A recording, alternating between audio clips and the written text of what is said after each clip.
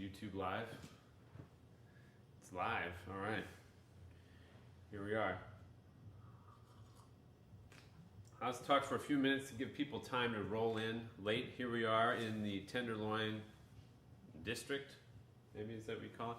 San Francisco at the Center for New Music on Saturday night.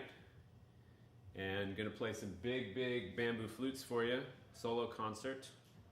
We got a couple cameras set up and some microphones. There's only one other soul in here, Mr. Brent Miller from Center for New Music.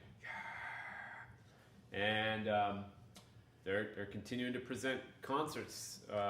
So subscribe to the YouTube channel and pay attention to what people who are still playing music are doing. I know it's hard to tune in online. We're all a little bit jaded on the, here's somebody I know playing their instrument through a screen, just like the rest of the day that I look at my screen. But that's what we're doing for now. And to be honest, the room sounds really good with nobody in it. I miss everybody being here, but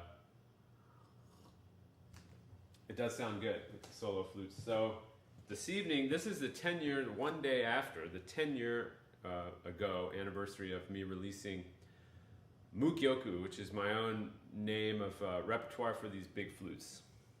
So the Japanese vertical bamboo flute of Zen Buddhism, Shakuhachi, became a kind of a hobby of mine in 2001, and you start training in it and figuring out what is this solo, pulse-free, breath-centric, unaccompanied music about.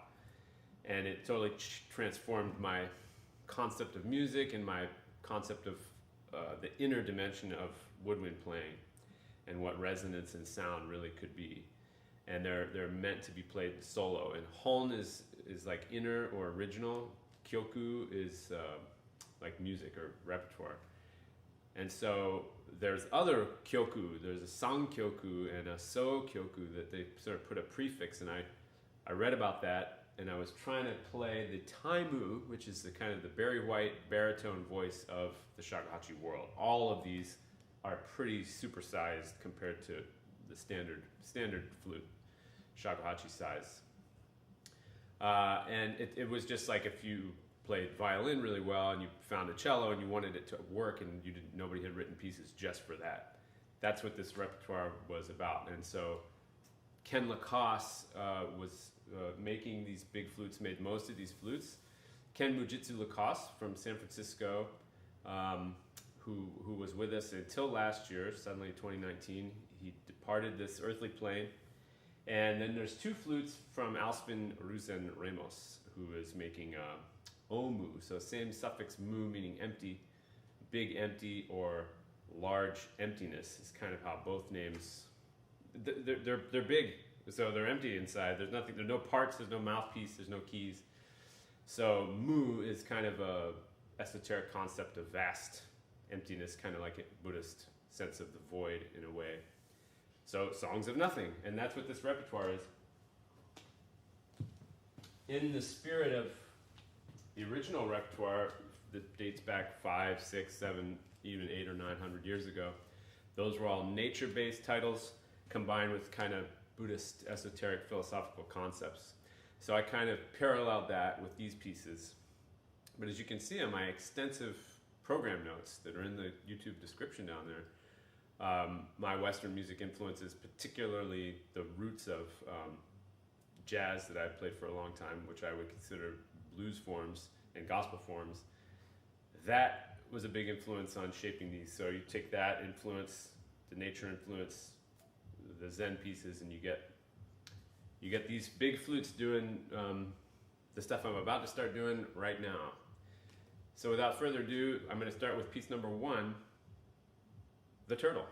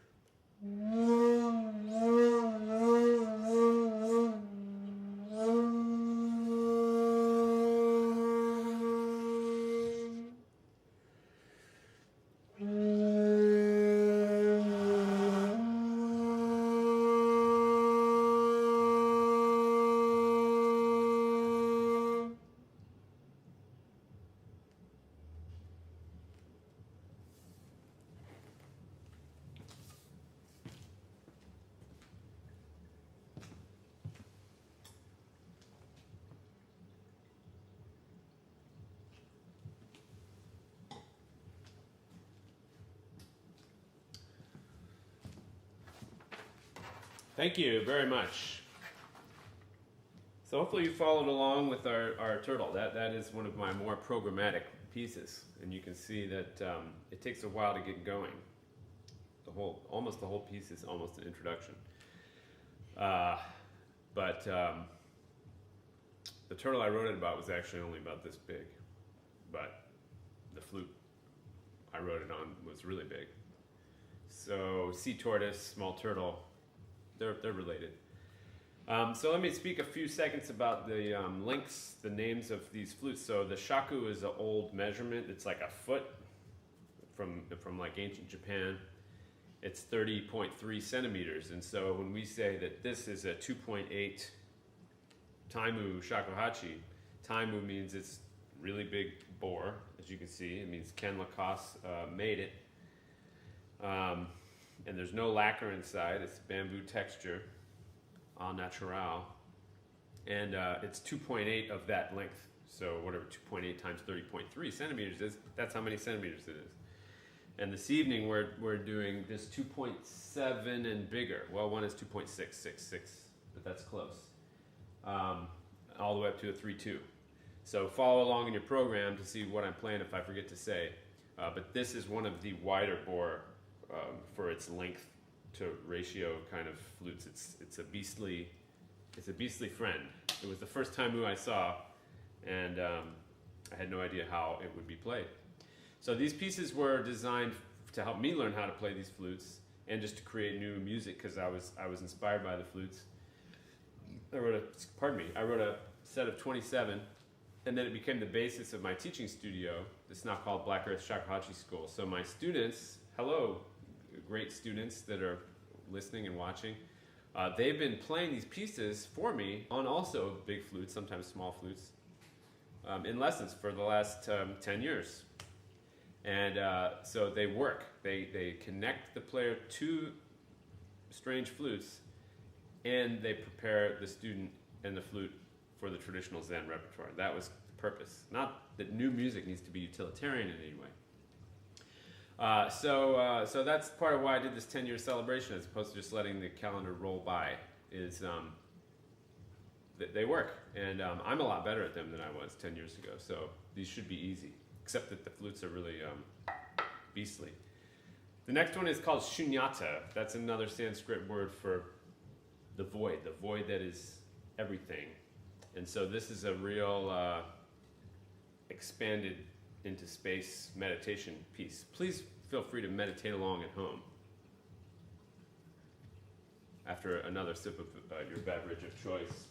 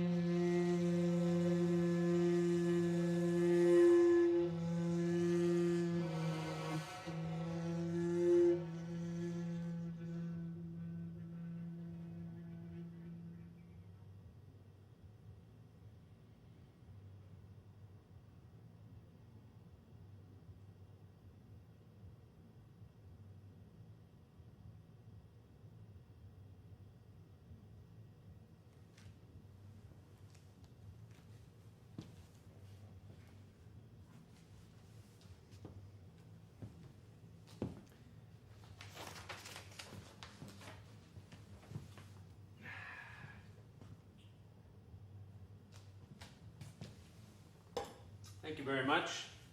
Feel free to write in the chat box. Of course, I won't be able to see it. We'll take a few questions towards the end when I need a little bit of a break. But I appreciate all your support. I can tell you're supportive over there. For those of you that are not in the know as to what kind of music we read, this is some of my project, right? It wasn't just composing the pieces. It wasn't notated. None of these are notated in staff Western notation, but they're all notated in this. This is a calligraphic Kinko notation. Kinko is a school, a Shakuhachi school. So, like a lot of things that get sectarian, there's a lot of notation systems. But this is the one I learned, and so I got a lot better at sight reading it once I wrote pieces in it, I can tell you that. So that was a big part of the project. Many rough copies, and then getting out the brush pen and the big paper. And then once I had to get it scanned, it was a strange size. So that was part of what I was doing 10 years and 3 weeks ago, was trying to figure out how to scan it. Thanks to Mercurio Brothers on San Pablo Avenue, San Pablo and Ashby in Berkeley. And Joe is the guy who helped me. Very good fellow there, and they're like a paper printing company. They scanned all these in for me. So, moving right along to number 3, the Demiurge takes form. You can read all about it in the program notes. I don't know if I've ever played on this flute. This is the flute that you see me play a lot of my newer, faster, or more energetic blues. Well, they're not fast. They're just medium, as opposed to really slow, which is still where we're at now for 1, 2, and 3. So continue the meditation and think of any questions you have for later. This is the Demiurge takes form, proto blues Zen meditation piece.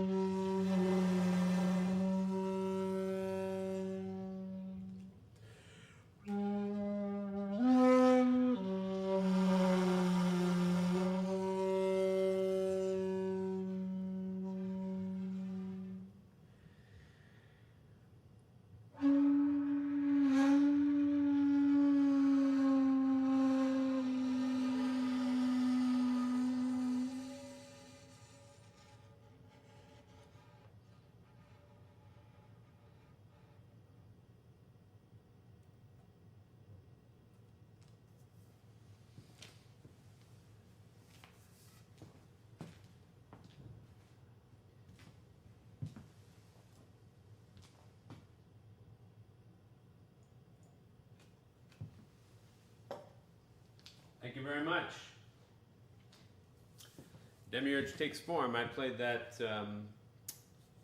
last time I played here, but on the very big flute. And so you might be wondering if this was the foundation repertoire for my learning these big flutes and for my students. What's so special about putting together a concert of just these pieces? Well, I'll tell you. The ones that I have tended to play as part of my regular sets are the ones that are much more obviously blues oriented, and I put them on some of my albums that I'll talk about a little bit later. So the Mysteries of Harmony and Focus, Purgatory, those are really the main two. So those were kind of the only pieces of my own I had 10 years ago, besides the Zen pieces when I started playing solo shows. These others were for learning and for myself and then for my students. So, but they are also kind of concert worthy, a handful of them. So that's what we're highlighting here today, is pieces that I don't usually play in concert, and I don't even have them memorized. That's why I'm using the notation. And furthermore, I'm playing them on flutes that maybe I had never played them on before. And certainly that's true for this next piece, because I'm playing this on an omu, which Alsvin Ryuzen Remos made. And these are also pretty gigantic bore, different bamboo, as you can see, and this one particularly really pushes the limits on how big the finger holes are. They can swallow your fingers, actually. So that adds some opportunity and some challenge, and appropriate to playing a live stream concert on a flute that I've only had for a couple days, and a piece I've never played it on. This piece is called Chaos Return. I started composing these pieces when I was packing up to move from Oakland to Richmond. And anybody that's ever moved before knows that's chaos. And you've done it before. So it's a return. You just got to accept it. That's a little bit like our current situation here. I'm not going to talk too much about the current situation because you all have to think about it all day. But let me just say that today being something like National or International Mental Health Day, not only am I dedicating this concert to all my students, but I am dedicating this concert to the dissolution of confusion and the arisal of clarity. And the best way to do that is to meditate and listen to big bamboo flutes. It's like instant clarity with a little chaos. Here we go. Chaos Return.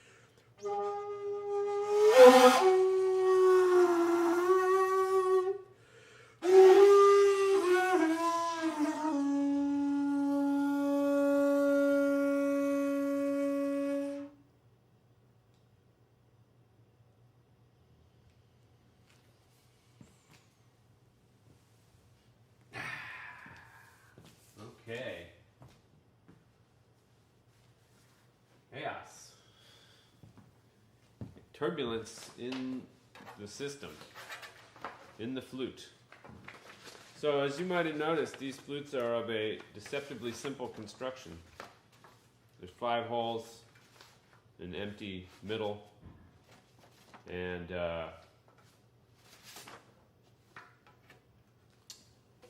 just this chunk taken out here. There's no mouthpiece or reed or fipple hole or nothing like that. So in the piece after this one, I actually have to play the flute backwards just to show that it's kind of the same thing. Not on this one. Hopefully it works on the other flute, but in general it's just a tube. This helps you get high notes and stuff, but it's not magic. So it's basically like a fretless instrument where the open strings are also fretless. That's how I describe it. And we do a lot of head movement, breath manipulation, breath modulation, airstream angle changes. That's how we get the in-between notes. We also have the option of not sticking with just equal tempered tuning.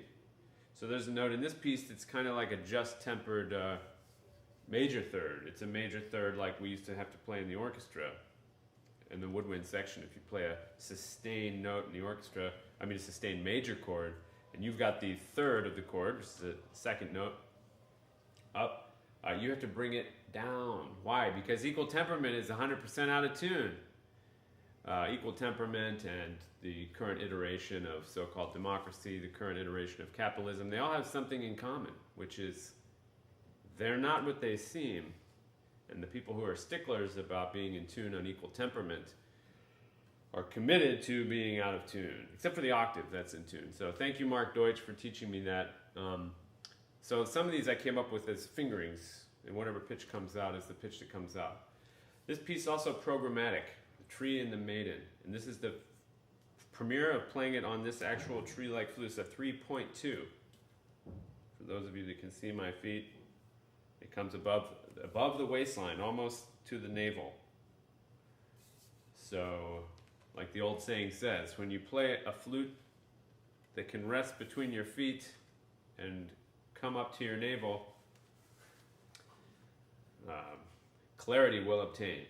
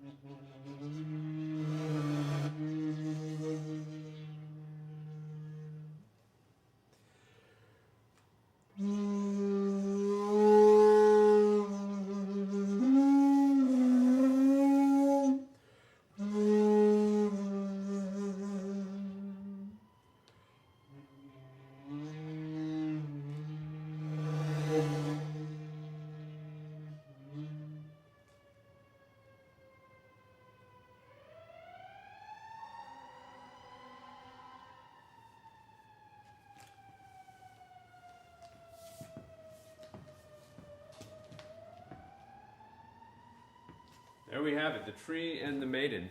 So another little, let's see, notation tutorial. You can see that in these pieces, they're starting to get more specific. The squiggles are like pitch bends, like vibrato, pitch dips with the head. This note here is a whole step below the lowest note on the flute. And so those are the really quiet, really low notes. And then it comes up to the lowest note. So our range goes 2 notes below the note where all the fingers are down. Just a little tutorial. Well, we got a couple more for you, or maybe we're halfway through. I don't know. I've lost track. You guys have the program there. This one is called Doppelganger, and I can't remember why.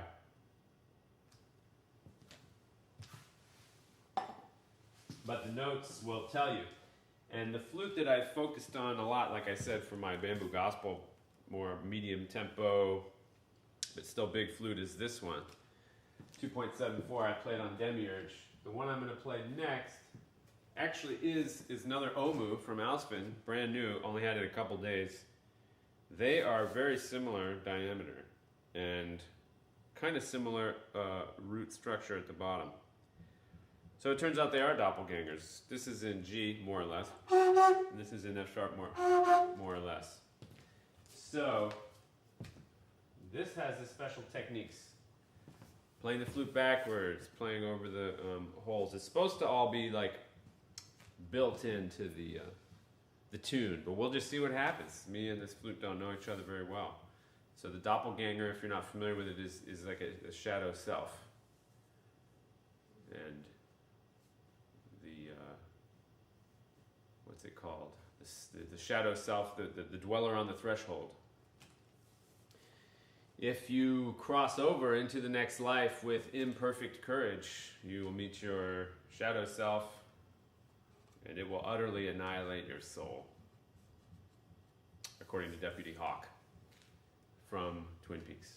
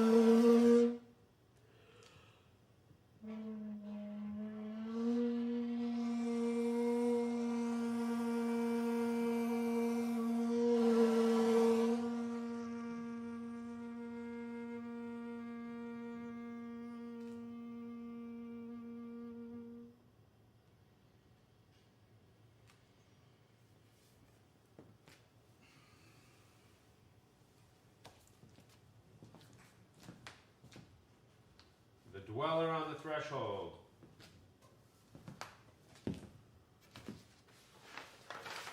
Let's see. Back to, oh, not quite the big flute one more time. So because it's 10-10 and it's 10 years, we're playing 10 pieces. So I apologize if that's too many pieces for everybody.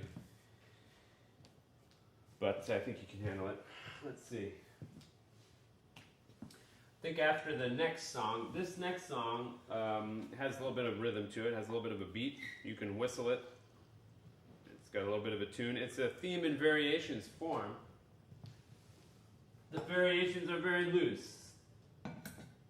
It's related by phrasing, and it's actually kind of like it sounds like one of the folk songs that we learn, but it's not. It's an original folk song. The mendicant is a wandering soul, and this is the theme of the wandering soul. The wandering monk, perhaps. The wandering beggar monk, perhaps. Shakuhachi history is very difficult because it's long and contentious. So I'm much more of a composer than a historian or an ologist of any kind. I'm a riffologist, but not an ethnologist or musicologist. But anyway, the monks would wander around quite a bit and play their flutes as to get alms from the sect of Buddhism that they were part of. And so that's the picture here. It's a walking tempo, theme of the mendicant. Then we'll have one of my standby meditation original pieces on the big flute, and then we'll maybe have a few questions and recipe exchange.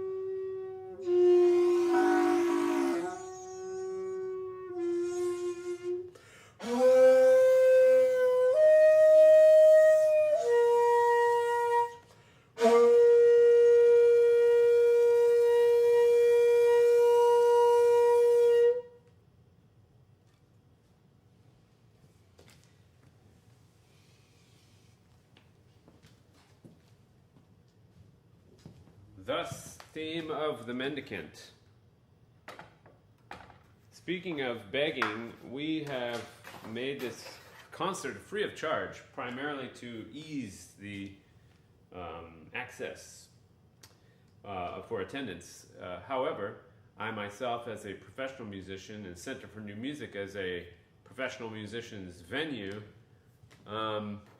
is not carrying on per se business as usual, although we're managing. So, and probably neither are all of you. But if you are moved to make a donation, you've got all the info there in the video description and the link to do so, Center for New Music, and we're splitting it 50-50, just like in the old days with the bar gigs. Although that wouldn't usually be 50-50. In Chicago, what they would do at,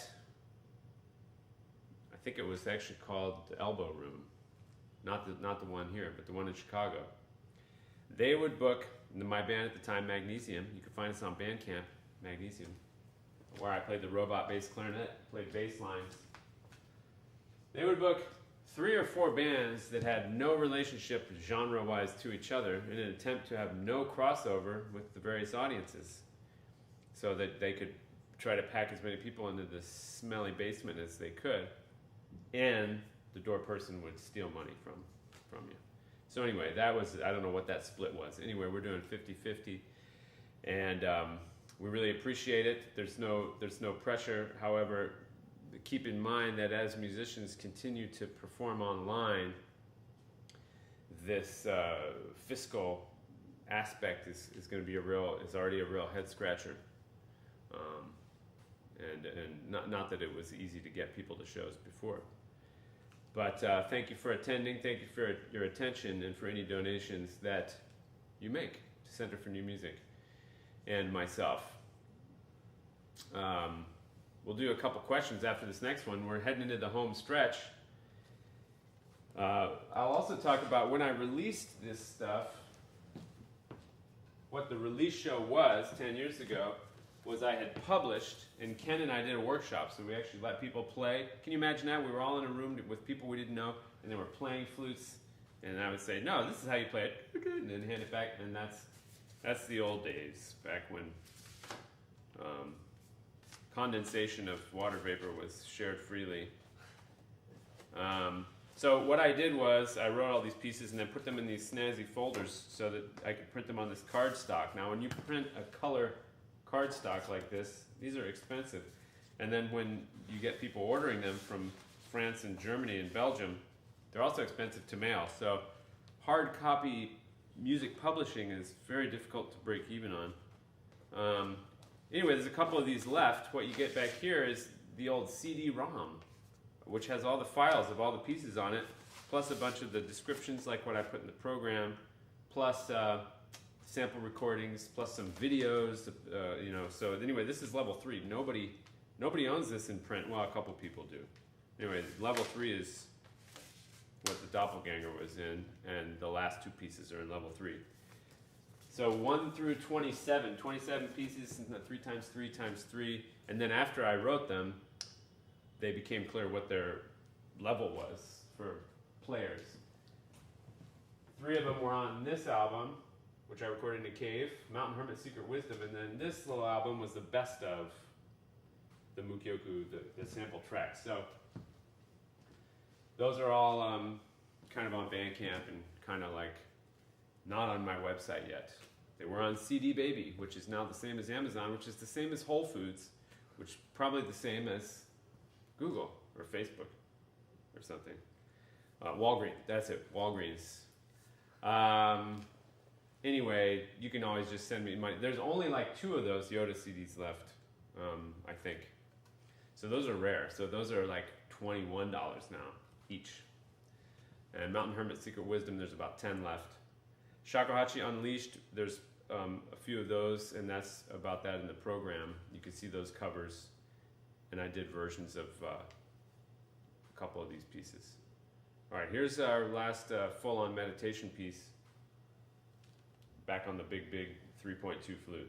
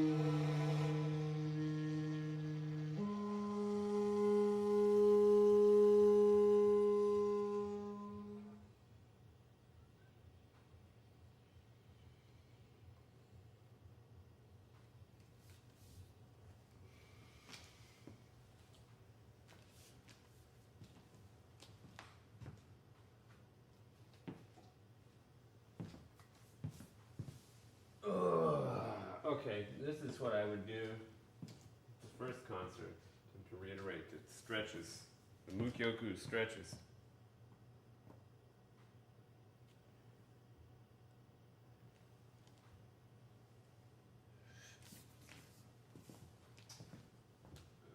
These are very beastly, these flutes, which, pardon me, which I wrote about in some of the promo for the show. But my approach to instruments is animistic, meaning that I have to get to know them and they have their own personality that is not necessarily 100% negotiable. It's mastery with, not mastery over. And even though precision is part of our playing, the mantra is aliveness over correctness. And you can see that the jazz side and the blues side and the improvisation and funk side of my life before Shakuhachi won out over the orchestral side. The orchestra is fine, but it is correctness over aliveness in orchestras, I can assure you. And, you know, that may have a beautiful result as an ensemble, but it is soul-free, also known as soul-less. Not to be overly critical of orchestras. However, I played bass clarinet professionally in an orchestra for 3 years. Good programming. I enjoyed, me and my instrument had a good time, but it's not at the pinnacle of being an expressive musician. Let's just say that. All right, let's go to the vast audience out there in Cyberland. Anybody have a question?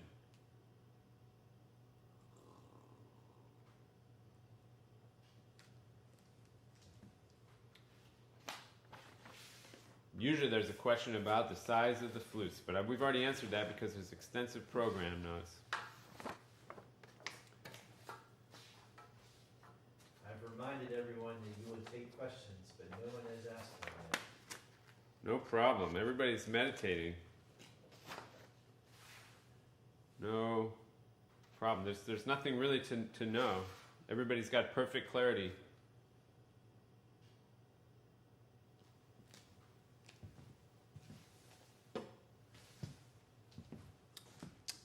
I'm really enjoying playing with the paper scores, everybody. Of course, I'm going to have to turn the page in the middle so it doesn't fall.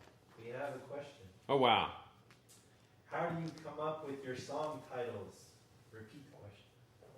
Yeah, how do I come up with the song titles? Well, that's a very important part of my composing process. First couple pieces I wrote about 26 years ago. The titling was a fun part. I can't say I came up with the best titles back then, but this is instrumental music, so it's word-free in the music itself. So that means that the only chance you have to convey a kind of a setting or a kind of an intention is the title. And in my composition process, it forms a nice little feedback loop. I may title it before there's any music. I may title it after there's a little bit of the piece, and then it forms a kind of a system with the music and informs kind of how it unfolds. So these can come from a lot of different places. The next piece is actually named after the name of the flute that I wrote it for. So there are 4 pieces. When you write 27 pieces, you got to come up with some sets. There's 3 duets. There's 4 pieces that have titles like Breathing In to the lower dantian, Breathing Out Against the Belt. Those are pedagogical titles for what to think about physiologically when you're playing those 4 pieces, which I'm not playing those here tonight. There's 4 that are named after the flutes they were written for, and they were improvised and then transcribed. This one was kind of composed. And, you know, the turtle obviously was written by the turtle, or about the turtle. Tree and the Maiden, that was a kind of an image that's in the program notes of a kind of the idea is that the time lapse of a tree would be like a lifespan of a human that would have an interaction with that tree could be about a week or so for the tree. So you've got scalable time. Now stopping time and absolute clarity.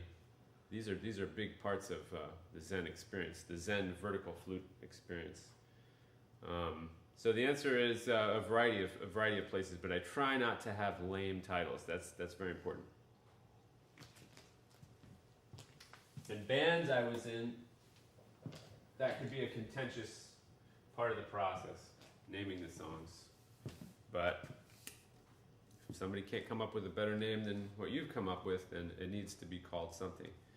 I do not agree with Alan Watts, who is a great Zen teacher, but he thinks that music that's overly programmatic is then in service to something a little lower down, whereas something like, song in C or whatever, or canon in G is like a pure music, pure sound title. The fact is, those are very mathy pieces in a way, and so for this instrument being very animistic, very nature tied, I mean, it was in the ground, for those of you that didn't know. These were the roots. And it grew this way, so it was already this shape. So, it's kind of fantastical, imaginal titles that parallel the Zen pieces, but are their own new thing. Any other queries before we launch into Pippius dualis? Okay, everybody settle in for the last two pieces. Here we go.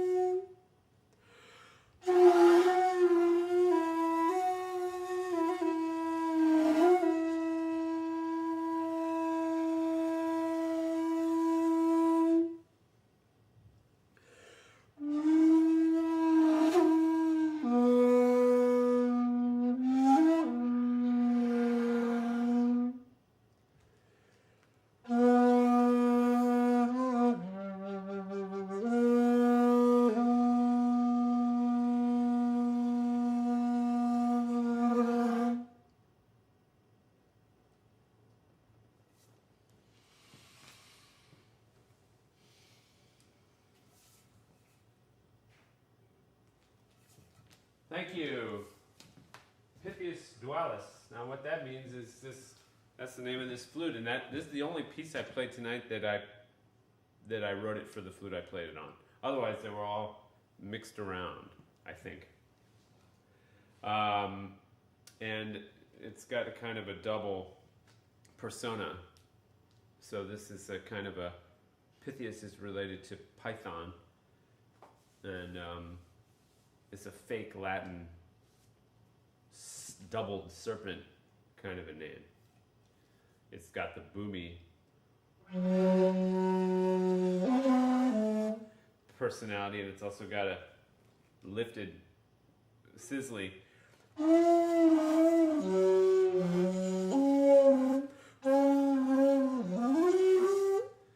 persona.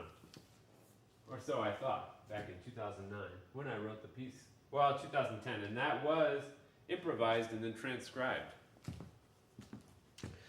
The last piece is kind of an epic, so it's not a short piece, and it is on the album Sacred Root, Kung Fu Flute and Buddhist Blues, Shakuhachi Unleashed Volume 3. That's the definitive version, played on the flute I'm playing it on now. But back in 2010, it was recorded on that other flute I just put down. So there's the two versions of this out there, but I don't have it memorized. So I don't play it at concerts because I don't have it memorized. It's a 5-page score, and it is very no-holds-barred blues influence piece, whereas that last one was kind of like using the Japanese scales.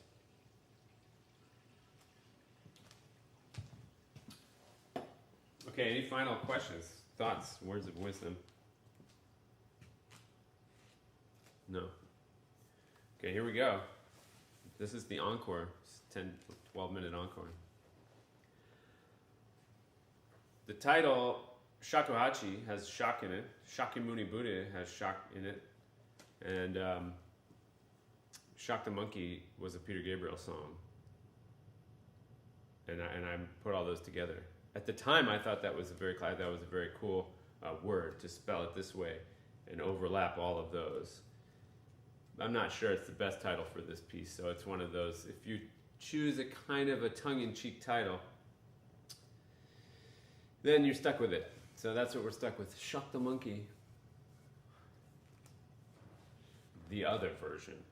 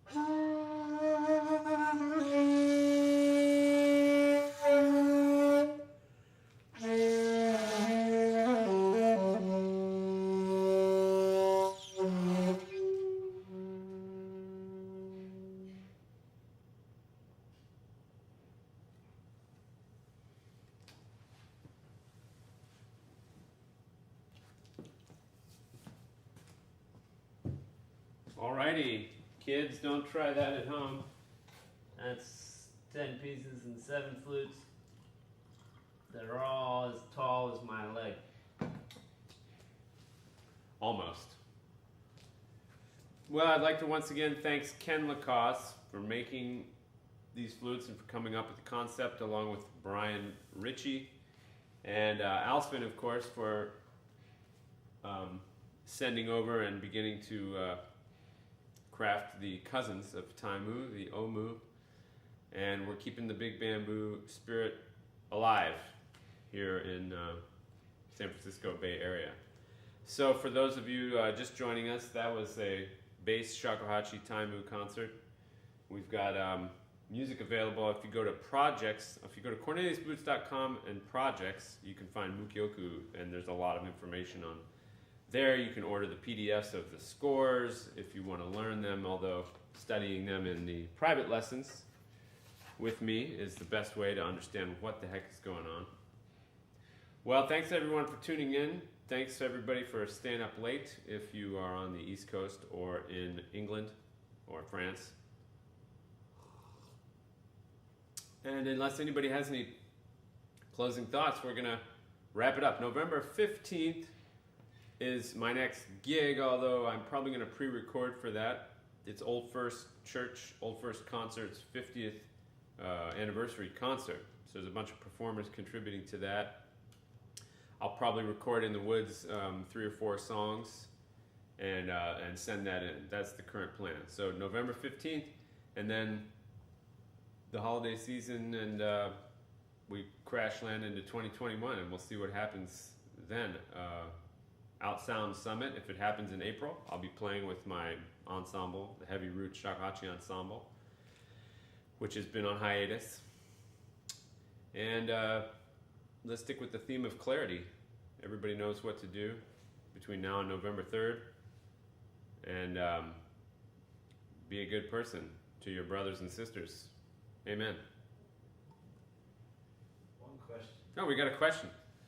Can you talk about how the sounds come back and resonate inside the skull of the player? Yeah, that's a good question. Who asked that question? Felicia. Nice. Well, Felicia, the fact is on the reed instruments, you're vibrating the skull quite a bit because you're biting on the mouthpiece of saxophone and clarinet. So what we have here on the flutes, particularly the vertical flutes, is the flute is a resonator, and then the sound, according to me, not according to science because they don't know how to measure it, comes back into the player, and the more open you can be and the more receptive to the resonance, a particular note, the bigger the sound gets, and it has an expansive quality. So the high frequencies are kind of in the skull, right around the nose, the mouth, the throat, the chest. So that's why the big flutes feel really good, because according to my calculations, the wavelengths of the big flutes kind of resonate down here in the chest cavity. So an easy way to tell, if I close everything up and play the flute with just the flute's resonance,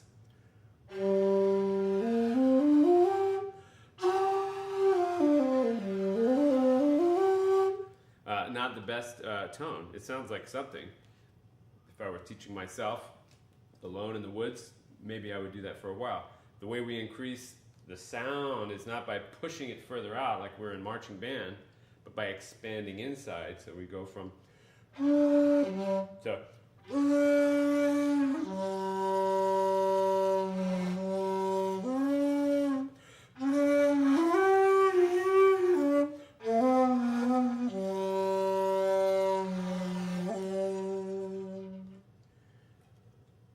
So when people say, you are the flute, that's not just a Buddhist aphorism. We're really working in conjunction with it. So there's the resonance on this side of the flute. It's a mirror image. Good question, Felicia. And now we will conclude. As I said,